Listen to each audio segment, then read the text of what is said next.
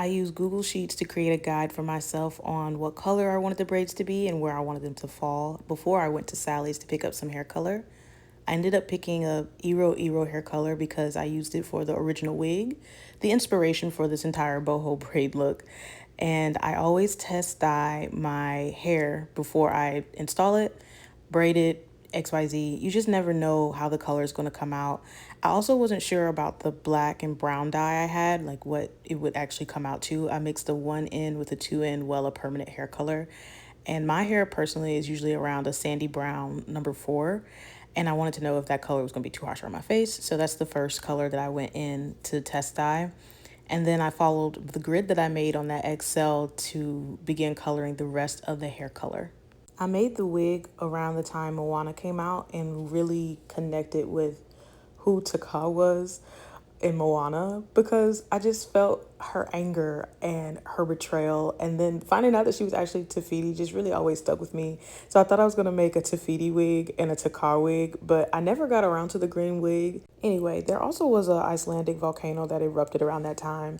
And I think I saw a picture of it on Instagram.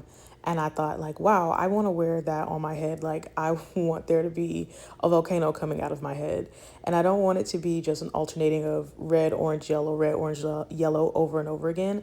I wanted the colors to look like they were seething. And I wanted them to look like they were ebbing and flowing. So I wanted it to be a flow from red, orange, red, orange, yellow, and so on and so forth to actually get that flowing effect. And I think that if I had known that the yellow was not going to retain its integrity when I washed it, I probably would have just alternated between red and orange. But we live and we learn. I also wonder if there's a different type of yellow pigment I could have used to make it stay a little bit better. And the more I wash my hair, which I do wash my hair every 2 weeks, like full shampoo and condition as if I was wearing my hair out, the color does fade a little bit, which you always get with fantasy colors. And one reason why I picked Ero is that even with every wash, the neon pigment is kind of stubborn. And even that the faded a couple weeks out, it still looks good.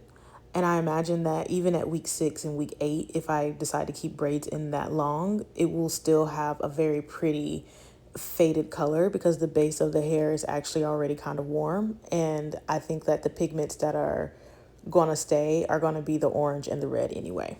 After placing the color, combing through each section, and flipping over to make sure it's saturated, I process for 25 minutes and rinse, but don't shampoo.